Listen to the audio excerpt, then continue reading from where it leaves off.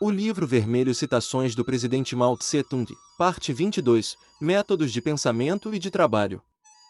A história da humanidade é a história do contínuo desenvolvimento do reino da necessidade para o reino da liberdade.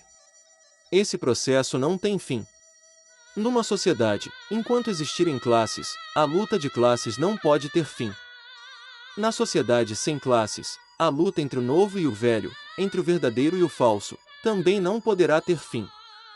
Nos domínios da luta pela produção e da experimentação científica, a humanidade nunca deixará de progredir e a natureza nunca deixará de se desenvolver, jamais elas se deterão num nível determinado. Por isso, o homem deve fazer constantemente o balanço da sua experiência, descobrir, inventar, criar e progredir. Todos os pontos de vista inspirados pelo imobilismo, pessimismo, sentimento de impotência, orgulho e presunção são errados. Isso é assim porque eles não correspondem aos factos históricos do desenvolvimento da sociedade humana ao longo de cerca de 1 milhão de anos, nem aos factos históricos da natureza conhecida por nós até a data, por exemplo. A natureza refletida pela história dos corpos celestes, da Terra, da vida e das diversas ciências da natureza. Citado no relatório sobre os trabalhos do governo, apresentado pelo primeiro-ministro Zhou Enlai na sessão da terceira legislatura da Assembleia Popular Nacional, 21-22 de dezembro de 1964. Os homens servem-se das ciências da natureza como de uma arma na sua luta pela liberdade. Com vista a conquistar a sua liberdade no plano social, eles servem-se das ciências sociais para compreender a sociedade, transformá-la e realizar a revolução social. A fim de conquistarem a sua liberdade na natureza, eles servem-se das ciências da natureza para compreendê-la, dominá-la e transformá-la, obtendo assim, da própria natureza, a sua liberdade. A locução na cerimônia da fundação da Sociedade de Estudos sobre as Ciências da Natureza da região fronteiriça, 5 de fevereiro de 1940. O materialismo dialético da filosofia marxista tem duas particularidades mais evidentes. Uma é o seu caráter de classe. Afirma abertamente que o materialismo dialético serve o proletariado, a outra é o seu caráter prático. Sublinha o facto de a teoria depender da prática, de a teoria basear-se na prática e, por sua vez, servir a prática. Sobre a prática, julho de 1937, Obras Escolhidas, tomo 1º. A filosofia marxista sustenta que a questão mais importante não é compreender as leis do mundo objetivo e poder, por isso, explicá-lo, mas sim utilizar o conhecimento dessas leis para transformar ativamente o mundo. Ibidem. De onde vêm as ideias corretas? Acaso caem do céu? Não. Serão porventura inatas? Não. Elas não podem vir senão da prática social, de 3 tipos de prática social: a luta pela produção, a luta de classes e a experimentação científica. De onde vêm as ideias corretas? Maio de 1963. A existência social dos homens determina o seu pensamento. Uma vez dominadas pelas massas, as ideias corretas que caracterizam a classe avançada tornam-se numa força material, capaz de transformar a sociedade e o mundo. Ibidem. Empenhados em diversas lutas no decorrer da sua prática social, os homens adquirem uma rica experiência, extraída tanto dos seus êxitos como dos seus fracassos. Os incontáveis fenômenos do mundo exterior objetivo refletem-se no cérebro humano através dos 5 órgãos dos sentidos: vista, ouvido, olfato, gosto e tato. Assim se constitui, no início, o conhecimento sensível. Quando esses dados sensíveis se acumulam suficientemente, produz-se um salto pelo qual eles se transformam em conhecimento racional, quer dizer, em ideias. Eis aí um processo do conhecimento. Trata-se da primeira etapa do processo global do conhecimento, a etapa que vai da matéria objetiva ao espírito subjetivo, da existência às ideias. Nessa etapa, ainda não fica provado se o espírito ou o pensamento, incluídas as teorias, a política, os planos e as medidas, refletem corretamente as leis do mundo exterior objetivo. Ainda não é possível determinar se eles são corretos ou não. Em seguida vem a segunda etapa do processo do conhecimento, a etapa que vai do espírito à matéria, do pensamento à existência, e onde se aplica na prática social o conhecimento adquirido durante a primeira etapa, para ver se essas teorias, política, planos, medidas, etc., produzem ou não os resultados esperados. Em geral, aquilo que obtém bom resultado é correto, e o que fracassa é incorreto, principalmente se trata da luta dos homens contra a natureza. Na luta social, as forças que representam a classe avançada registram por vezes fracassos, não porque elas tenham ideias falsas, mas sim porque, na correlação das forças em luta, elas são temporariamente menos poderosas do que as forças da reação. Assim, elas fracassam temporariamente, mas, tarde ou cedo, acabam por triunfar. Através da prova da prática, o conhecimento humano dá um novo salto que é de uma significação ainda maior que o anterior. Com efeito, só esse salto permite provar se o primeiro é ou não acertado, quer dizer, só ele permite assegurar se as ideias, teorias, política, planos, medidas, etc., elaborados ao longo do processo de reflexão do mundo exterior objetivo, são corretos ou incorretos. Não há outro meio de fazer a prova da verdade. Ibidem. Frequentemente, para se chegar a um conhecimento correto, torna-se necessário repetir muitas vezes o processo que vai da matéria ao espírito e do espírito à matéria, quer dizer, da prática ao conhecimento e do conhecimento à prática. Tal é a teoria marxista do conhecimento, a teoria materialista dialética do conhecimento. Ibidem. Todo aquele que quiser conhecer uma coisa ou fenômeno não poderá consegui-lo sem pôr-se em contato com essa coisa ou fenômeno, isto é, sem viver, entregar-se à prática, no seu próprio seio.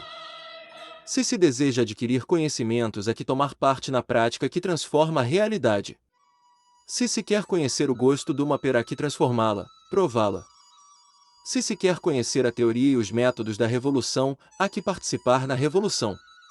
Todos os conhecimentos autênticos resultam da experiência direta. Sobre a prática, julho de 1937, Obras Escolhidas, tomo 1º. O conhecimento começa pela prática. Uma vez adquiridos conhecimentos teóricos através da prática, deve-se voltar à prática. A função ativa do conhecimento não se exprime somente no salto ativo do conhecimento sensível ao conhecimento racional, mas, o que ainda é mais importante, deve exprimir-se no salto do conhecimento racional à prática revolucionária. Ibidem. Todos sabem que sempre que se faz alguma coisa, é impossível conhecer as leis que a regem, saber como realizá-la e levá-la a bom fim, se não se lhe compreendem as condições, o caráter e os laços com as outras coisas. Problemas estratégicos da Guerra Revolucionária na China, dezembro de 1936, Obras Escolhidas, tomo 1º.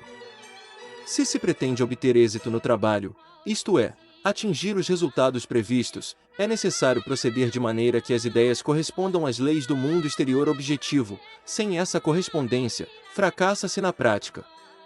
Depois de se ter fracassado, há que tirar daí a respectiva lição e modificar as ideias de maneira a fazê-las concordar com as leis do mundo exterior, podendo-se desse modo chegar a converter o fracasso num triunfo.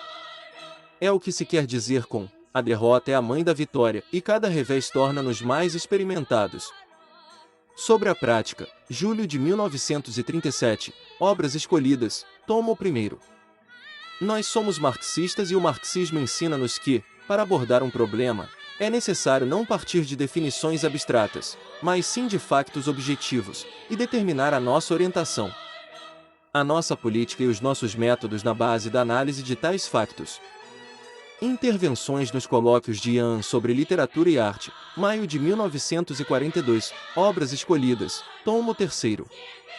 Um método fundamental de trabalho que deve enraizar-se no espírito de todo comunista, consiste em determinar a orientação do trabalho segundo as condições reais. O exame dos nossos erros mostra que estes são todos devidos ao facto de nos termos afastado das condições reais, existentes em dado momento e em dado lugar, e de termos determinado de maneira subjetiva a orientação a seguir no trabalho. Discurso pronunciado numa conferência de quadros na região libertada de Shanxi Yuan, 1 de abril de 1948, Obras Escolhidas, tomo 4º. Nada é mais cômodo no mundo que a atitude idealista e metafísica, na medida em que permite que se afirme seja o que for, sem se ter em conta a realidade objetiva e sem se submeter ao controle desta. Ao contrário, o materialismo e a dialética exigem esforços, o seu fundamento é a realidade objetiva, e submetem-se ao controle desta. Se não se fazem esforços, corre-se o risco de cair no idealismo e na metafísica. Nota introdutória a documentos a propósito do grupo contra-revolucionário de H.O. Feng, maio de 1955.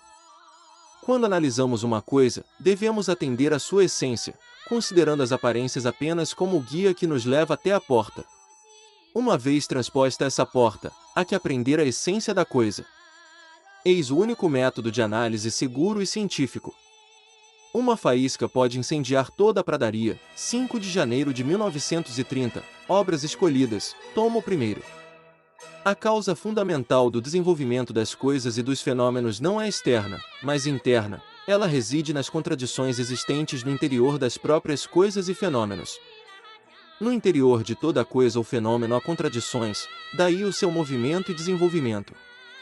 Essas contradições, inerentes às coisas e fenômenos, são a causa fundamental do seu desenvolvimento, enquanto que a ligação mútua e a ação recíproca entre as coisas ou fenômenos não constituem mais do que causas secundárias. Sobre a contradição, agosto de 1937, Obras Escolhidas, tomo 1º. A dialética materialista considera que as causas externas constituem a condição das mudanças, e as causas internas a respectiva base. Além disso, considera que as causas externas operam por intermédio das causas internas. Recebendo uma quantidade apropriada de calor, o ovo transforma-se em pinto, mas o calor não pode transformar uma pedra em pinto porque um e outro têm bases diferentes. Ibidem. A filosofia marxista considera que a lei da unidade dos contrários é a lei fundamental do universo. Essa lei vale universalmente, quer na natureza, quer na sociedade humana, quer no pensamento do homem. Entre os aspectos opostos de uma contradição, há ao mesmo tempo unidade e luta, sendo isso que faz com que as coisas e os fenômenos se movam e mudem. As contradições existem em tudo, mas têm um caráter diferente conforme a natureza de cada coisa ou fenômeno. Para cada coisa ou fenômeno concreto, a unidade dos contrários é condicional, temporária, transitória e portanto relativa, enquanto que a luta dos contrários é absoluta. Sobre a justa solução das contradições no seio do povo, 27 de fevereiro de 1957. O método analítico é método dialético. Por análise entende-se a análise das contradições nas coisas e fenômenos. Sem conhecer bem a realidade da vida, sem compreender verdadeiramente as contradições em causa, é impossível fazer uma análise acertada. Discurso pronunciado na Conferência Nacional do Partido Comunista da China sobre o Trabalho de Propaganda, 12 de março de 1957. A análise concreta de uma situação concreta, disse Lenin, é a própria substância, a alma viva do marxismo. Muitos dos nossos camaradas, que não possuem um espírito analítico, não procuram analisar nem estudar de maneira repetida e aprofundada as coisas ou fenômenos complexos, preferindo chegar a conclusões simplistas, absolutamente afirmativas ou absolutamente negativas. Daqui por diante é preciso remediar esse estado de coisas. O nosso estudo e a situação atual, 12 de abril de 1944, Obras Escolhidas, tomo 3º. A maneira como esses camaradas encaram os problemas é incorreta. Eles não veem os aspectos essenciais, principais, e destacam os não essenciais, não principais. Importa assinalar que estes não devem ser descurados, havendo mesmo que resolvê-los um por um. Contudo, não devemos confundi-los com o que é essencial, principal, sob pena de perdermos a nossa orientação. Sobre a questão da cooperativização agrícola, 31 de julho de 1955. No mundo, as coisas são complexas e determinadas por diversos fatores. Um problema deve ser visto nos seus diferentes aspectos e não num só aspecto. Sobre as negociações de Chongqing, 17 de outubro de 1945, Obras Escolhidas, tomo 4. Só as pessoas que têm uma visão subjetivista, unilateral e superficial dos problemas, se lançam presunçosamente a dar ordens e instruções assim que chegam a um novo lugar, sem se informarem primeiro sobre as circunstâncias. Sem procurarem ver as coisas no seu conjunto, a sua história e o seu estado atual considerado como um todo, nem aprender-lhes a essência, a sua natureza e a sua ligação interna com as outras coisas. É inevitável que tal gente tropece e caia. Sobre a prática, julho de 1937, Obras Escolhidas, tomo 1º. No estudo de uma questão é preciso guardar-se de ser subjetivo, de fazer exames unilaterais, de ser superficial. Ser subjetivo é não saber encarar uma questão objetivamente, quer dizer de um ponto de vista materialista. Eu já falei disso em Sobre a Prática. O exame unilateral consiste em não saber encarar as questões sob todos os seus aspectos, ou pode ainda dizer-se que é ver a parte não o todo, ver a árvore e não a floresta. Se se procede assim, é impossível encontrar o método para resolver as contradições, cumprir as tarefas da revolução, levar a bom termo o trabalho que se faz e desenvolver corretamente a luta ideológica no seio do partido. Quando Sun Tzu, ao tratar da arte militar, dizia: "Conhece o teu adversário e conhece-te a ti próprio que poderás, sem riscos, travar um cento de batalhas", ele referia-se às duas partes beligerantes. Na dinastia Tang, Weixin também via o erro de um exame unilateral, quando dizia: "Quem escutar as duas partes ficará com o espírito esclarecido, quem não escutar mais do que uma permanecerá nas trevas." Não obstante, os nossos camaradas veem frequentemente os problemas de uma maneira unilateral, razão por que lhes acontece darem muitas vezes com a cabeça na parede. Lenin dizia: "Para conhecer realmente um objeto, é necessário abarcar e estudar todos os seus aspectos, todas as suas ligações e imediações. Nós nunca o conseguiremos de maneira integral." Mas a necessidade de considerar todos os aspectos evita-nos erros e rigidez. Devemos lembrar-nos das suas palavras. Ser superficial é não ter em conta as características da contradição no seu conjunto, nem as características de cada um dos seus aspectos. Negar a necessidade de ir ao fundo das coisas ou fenômenos e estudar minuciosamente as características das respectivas contradições, contentar-se com ver de longe, após uma observação aproximativa de alguns traços superficiais dessas contradições. Tentar imediatamente resolvê-las, responder a uma pergunta, decidir sobre um diferendo, solucionar um problema, dirigir uma operação militar. Essa maneira de agir leva sempre a consequências funestas. Encarar as coisas ou fenômenos de modo unilateral e superficial é ainda subjetivismo, pois, no seu ser objetivo, as coisas ou fenômenos estão de facto ligados uns aos outros e possuem leis internas. No entanto, há pessoas que, em vez de refletirem as coisas ou fenômenos tal como são, consideram-nos de modo unilateral ou superficial, desconhecendo-lhes a ligação mútua e as leis internas. Um tal método é, pois, subjetivo. Sobre a contradição, agosto de 1937, Obras Escolhidas, tomo 1º. A unilateralidade significa pensar em termos absolutos, quer dizer, encarar os problemas de maneira metafísica. Quando se trata de apreciar o nosso trabalho, aprová-lo inteiramente ou negá-lo em bloco é agir de modo unilateral. Aprovar tudo é ver apenas o lado bom e não o lado mau, é admitir apenas os louvores e não as críticas. Pretender que tudo vai bem no nosso trabalho não corresponde à realidade.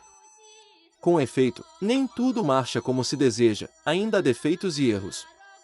Mas dizer que tudo anda mal também não corresponde aos factos. Torna-se, portanto, necessária uma análise. Negar tudo é considerar, sem qualquer análise, que tudo está mal feito, que nada merece ser louvado numa obra tão grandiosa como a edificação socialista, nessa grande luta travada por várias centenas de milhões de homens. É considerar que nela tudo não é mais do que falhanço. Embora os numerosos defensores desses pontos de vista ainda possam distinguir-se dos elementos hostis no regime socialista, a sua visão é profundamente errada e prejudicial, só podendo desencorajar-nos. Para julgar o nosso trabalho, a aprovação total é tão falsa como a negação total. Discurso pronunciado na Conferência Nacional do Partido Comunista da China sobre o Trabalho de Propaganda, 12 de março de 1957. Ao examinarem uma questão, os marxistas devem atender não só às partes, mas também ao todo. Uma rã no fundo de um poço dizia que o céu era tão grande como a boca do poço. Isso não era exato, pois o céu não tem o tamanho da boca de um poço.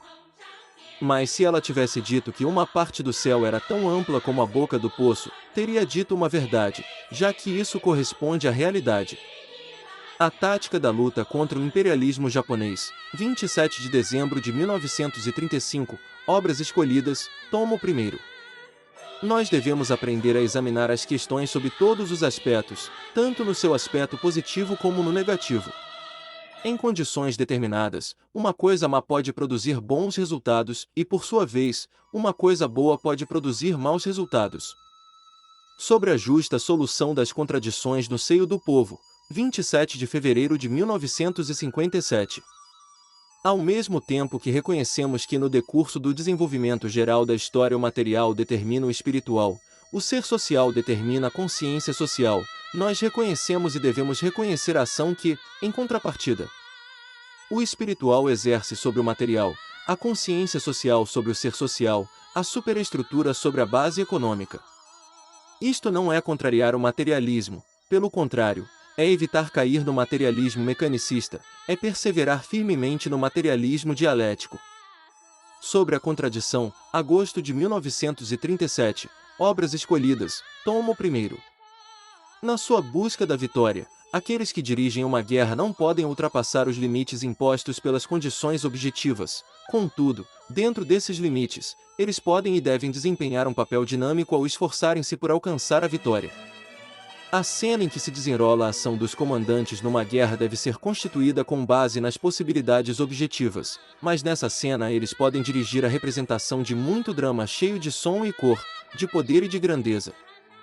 Sobre a Guerra Prolongada, maio de 1938, Obras Escolhidas, tomo 2º. As ideias devem adaptar-se à modificação das circunstâncias. Claro que ninguém deve dar livre curso a ideias sem fundamento, nem elaborar planos de ação que vão para além das condições objetivas, ou tentar empreender teimosamente aquilo que na realidade é impossível. O problema que se põe hoje, porém, é a indudação nefasta das ideias conservadoras de direita que, em muitos domínios, impede a adaptação do trabalho ao desenvolvimento das condições objetivas. Atualmente, o problema está em que muita gente julga impossível cumprir o que poderia ser cumprido embora com esforço. Prefácio ao auge socialista nas regiões rurais da China, 27 de dezembro de 1955. Devemos usar sempre o nosso cérebro e refletir bem sobre cada coisa.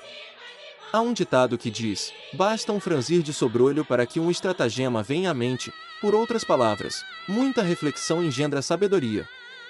Para nos desembaraçarmos do vício de agir às cegas, tão generalizado no nosso partido, devemos encorajar os camaradas a refletir, a aprender o método de análise e a cultivar o hábito de analisar. O nosso estudo e a situação atual, 12 de abril de 1944, Obras Escolhidas, tomo 3º. Se um processo comporta várias contradições, existe necessariamente uma delas que é a principal e desempenha o papel dirigente, determinante, enquanto que as outras ocupam apenas uma posição secundária, subordinada. Por consequência, no estudo de um processo complexo, em que há duas ou mais contradições, devemos esforçar-nos por encontrar a contradição principal. Uma vez dominada a contradição principal, todos os problemas se resolvem facilmente. Sobre a contradição, agosto de 1937, Obras Escolhidas, tomo 1º. Dos dois aspectos contraditórios, um é necessariamente principal e, o outro, secundário. O aspecto principal é o que desempenha o papel dirigente na contradição. A natureza das coisas e dos fenômenos é sobretudo determinada por esse aspecto principal da contradição, aspecto que ocupa a posição dominante. Essa situação, porém, não é estática. O aspecto principal e o aspecto secundário da contradição convertem-se um no outro e, por consequência, a natureza das coisas e dos fenômenos muda. Ibidem. Não basta formular tarefas, também é necessário resolver o problema dos métodos que permitem cumpri-las. Suponhamos que a nossa tarefa seja a de atravessar um rio, sem ponte nem barca jamais conseguiremos fazê-lo. Então, se a questão da ponte ou da barca não está resolvida, falar em atravessar o rio é palavreado vazio. Enquanto a questão dos métodos não está resolvida, é inútil falar sobre as tarefas. Maior preocupação com a vida das massas e maior atenção aos métodos de trabalho. 27 de janeiro de 1934, Obras Escolhidas, tomo 1º. Em relação a qualquer tarefa, se não se lança um apelo geral, é impossível mobilizar as grandes massas para a ação. Contudo, se os dirigentes se limitam apenas a esse apelo, se em certas organizações eles não se ocupam, concreta e diretamente, da execução minuciosa do trabalho para que fizeram o apelo de maneira que, tendo obtido um primeiro sucesso, possam graças à experiência adquirida, orientar o trabalho nos outros sectores que dirigem, não terão a possibilidade de verificar se o apelo é ou não justo, nem poderão enriquecer o seu conteúdo. Assim, o apelo geral corre o risco de não produzir qualquer efeito. A propósito dos métodos de direção, 1 de junho de 1943, Obras Escolhidas, tomo 3º. Nenhum dirigente poderá dar uma orientação geral às unidades que lhe estejam confiadas, se não adquirir experiência prática do trabalho no contato com determinados indivíduos e problemas em algumas dessas unidades. Há que popularizar amplamente esse método, a fim de que, em todos os escalões, os quadros dirigentes saibam aplicá-lo. Ibidem. Não podem existir, ao mesmo tempo, várias tarefas centrais numa só região. Em cada período, só pode haver uma tarefa central, a qual se juntam outras tarefas de segunda ou de terceira ordem. Por consequência, tendo em conta a história e as circunstâncias da luta em cada região, o responsável geral dessa região deve atribuir a cada tarefa o lugar que lhe convém, e não agir sem um plano, passando de uma tarefa a outra tarefa. À medida que as diretivas lhe vão chegando da direção superior, pois isso daria lugar a outras tantas tarefas centrais, conduzindo à confusão e à desordem.